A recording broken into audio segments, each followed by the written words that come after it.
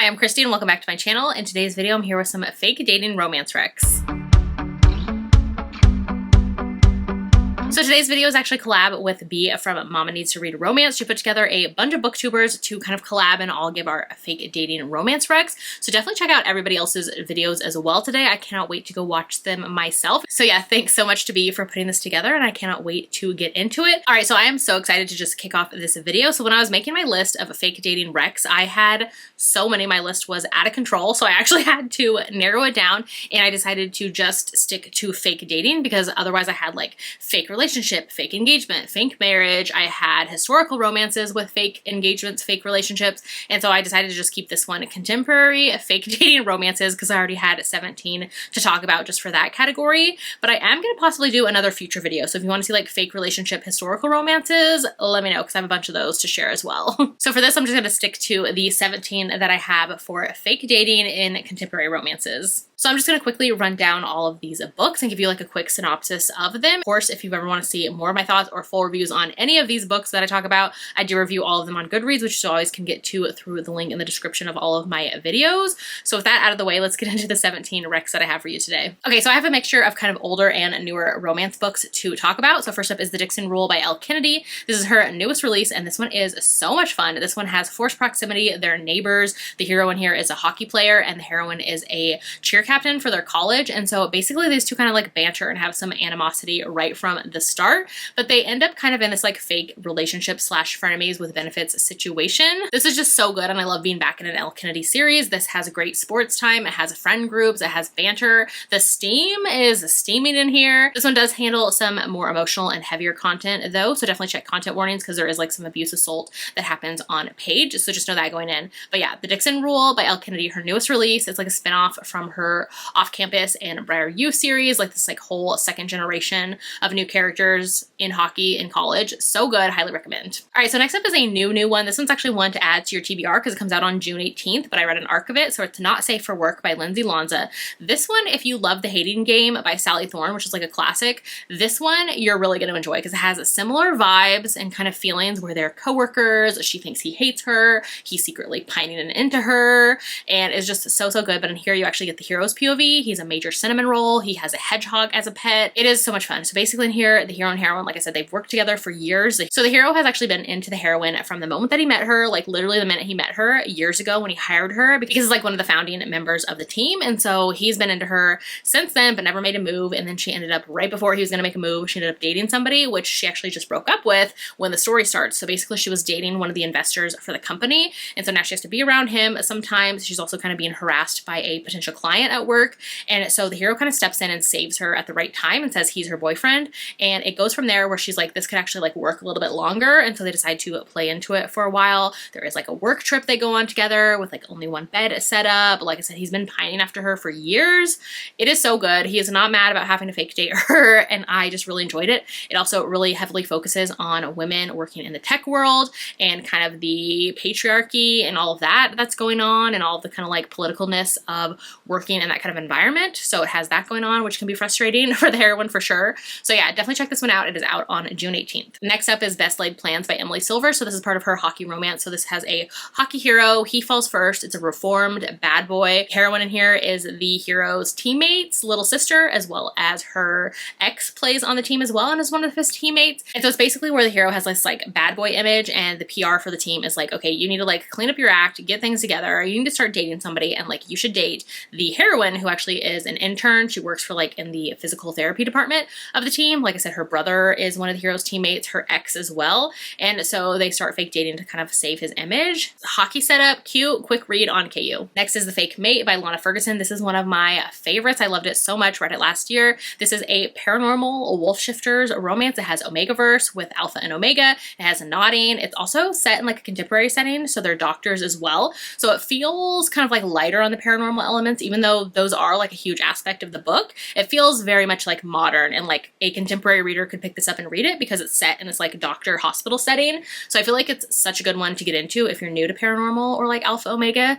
So yeah, so good. Basically in here, the hero and the heroine, they're both doctors at the same hospital. She is an ER doctor. He is a cardiologist. And this one has a grumpy sunshine, a fake mate, where basically the heroine has just gone off of like a bad date and her grandmother desperately wants her to settle down and find somebody. So she ends up telling her grandmother like, oh, I'm actually already dating like a fellow doctor at work, and she names the hero. And so her grandmother's like, well, oh my God, I want to see like a photo of this guy. And so she goes to the hero and kind of explains what's going on. And he actually surprisingly goes along with it and then even goes like a step further and is like, actually, could you like pretend to be my fake mate because of like some things going on at work, where basically in this world, like alphas and omegas and all of that has kind of like gone away. That's kind of like the old days, so to speak. And so it's very rare to have an actual alpha anymore. And so there's a lot of like stereotypes around those like designations. And they think like alphas who are unmated are going to be like more volatile and easily angered and just kind of like out of control. And so the board of directors at the hospital is like, we'd feel more comfortable if there is an alpha and if he's already mated, because like then he's like easier to manage and more calm and kind of like all of those things. And so the hero needs her to pretend to be his mate, but then, you know, maybe they are mates. So good. Highly recommend the steam, the banter, the chemistry. I was obsessed with this book. Next is Iris Kelly Doesn't Date by Ashley Herring Blake. So this is part of her Bright Falls series, which I absolutely adore and love. They're all sapphic romances, and this one is so much fun. So basically in this one, the heroine Iris, she is a new kind of romance author who is struggling now with her second book, and so she just needs like a night off and ends up going out to a bar where she meets the other heroine there. And so they basically like dance all night, hit it off. They end up leaving at the same time together to go, you know, maybe possibly hook up, but on the way, the other heroine ends up getting sick all over the heroine Iris. And so things change and it doesn't go as planned. They go their separate ways. And so a couple days later, Iris is on her way to try out for a Shakespeare play because she's just trying to like, you know,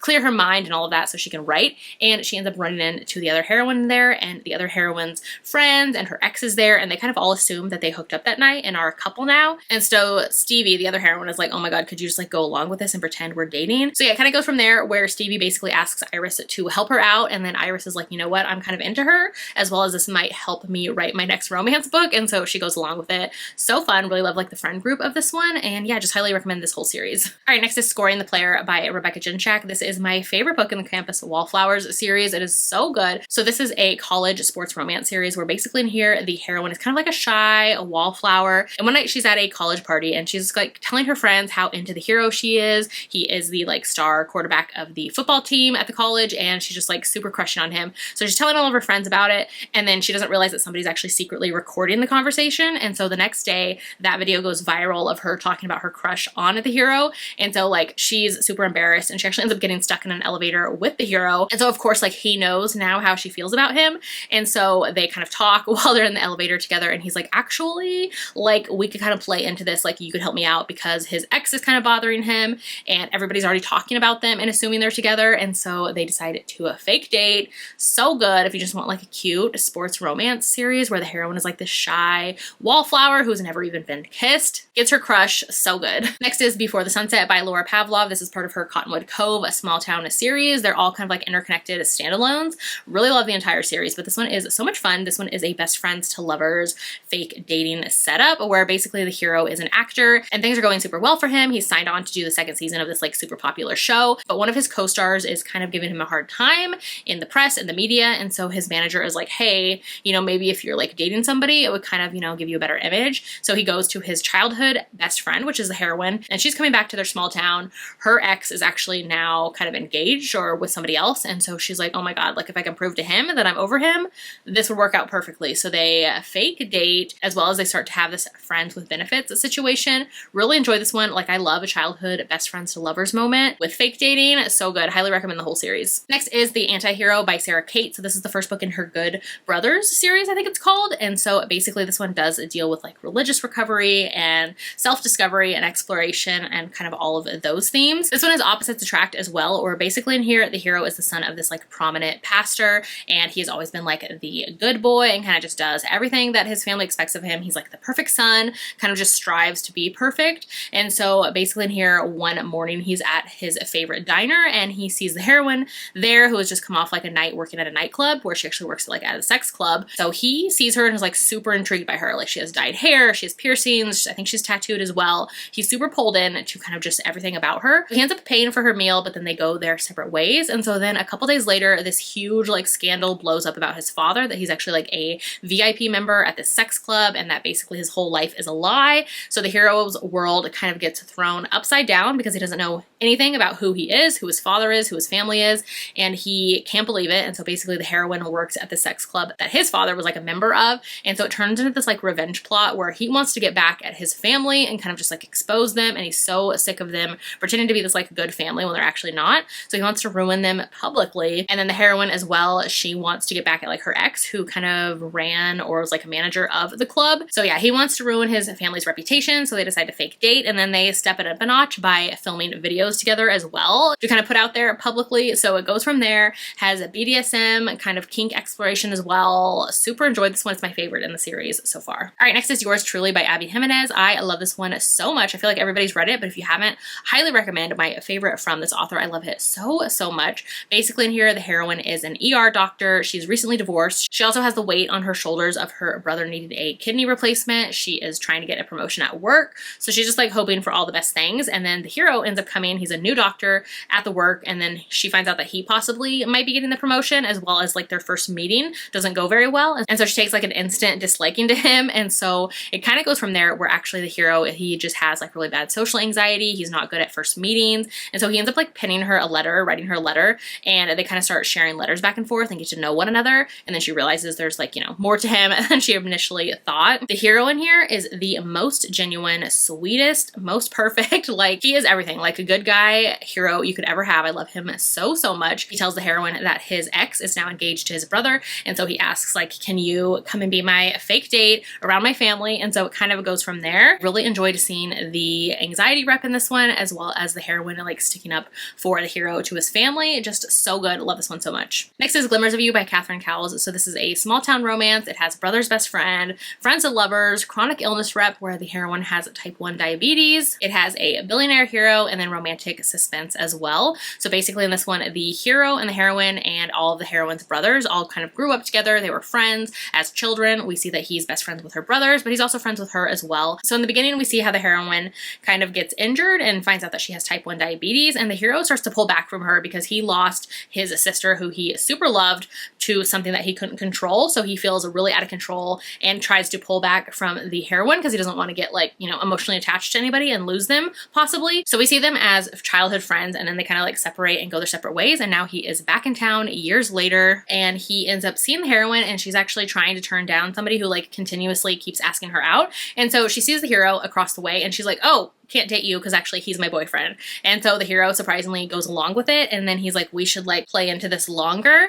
And so it kind of goes from there. I had such a fun time with this one. This is part of her Lost and Found small town series that I just love all of the books in it so much. This one just so good. I love the reaction from her brothers when they find out that they're dating and kind of all of that, like chronic illness rep, just so good. All right, next is Real Players Never Lose by Macaulay Smelter. So this is part of her Boys series, which is a kind of low angst sports romance series, which it's very light on the sports. So just know that. This one is a college romance series where basically in here, the hero is a teddy bear of a hero. He's very much a cinnamon roll, and he finds out that his family is gonna like cut him off if he doesn't get his act together and like settle down. And so he decides that he needs to find a girlfriend before graduation so he doesn't get cut off from his inheritance. So he ends up like overhearing the heroine's conversation at the perfect time where she finds out that she is losing her scholarship and needs money for college. And so he's like, hey, if you want to come live with me, pretend to be my girlfriend until graduation, like I will pay for your tuition for the year. And so it kind of goes from there. Low angst, just like a super fun time. Love the friend group in this one. Next is The Right Move by Liz Tom Ford. I'm not going to talk about this one too much because I feel like everybody has read it, and if you haven't,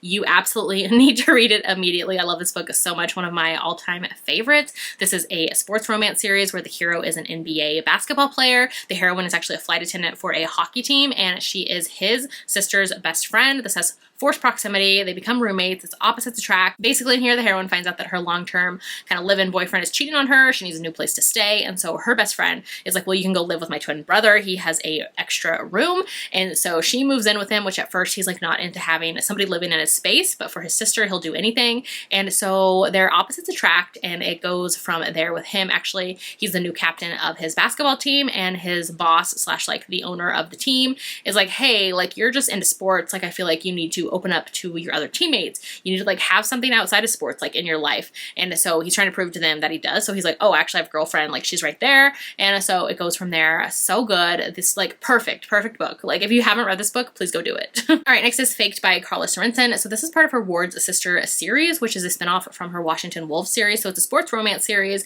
and it's following the Ward family, which I just love both of those series so much. This one actually I feel like is a kind of underrated. A lot of people don't enjoy it, but I really enjoyed this one. It really worked for me. So basically in here, the heroine has a twin sister, and her twin sister ends up getting sick or something, so she can't go to this like charity function slash dinner that she was supposed to go to with her best friend. So she asks her twin slash the heroine to pose as her and go to this dinner and pretend she's her the whole time. And so the heroine is super excited because her sister's best friend is actually the heroine's crush. So she's like, ooh, a night with him. Like I can't wait. I'm totally in. So she ends up going there. But when she gets to the dinner, her crush actually didn't make it either and sent his brother in his place. And so she is like, ugh, oh my God, like, cause he's like the bad boy and kind of has this like bad image, but he like sees straight through her immediately and knows that she's pretending to be her sister, but just kind of like plays along with it. I just love the hero in here, how he kind of has this like bad boy image and is kind of like misunderstood. He's a semi-pro snowboarder who recently got his like sponsorships taken away. And so he's there at the dinner trying to make some connections.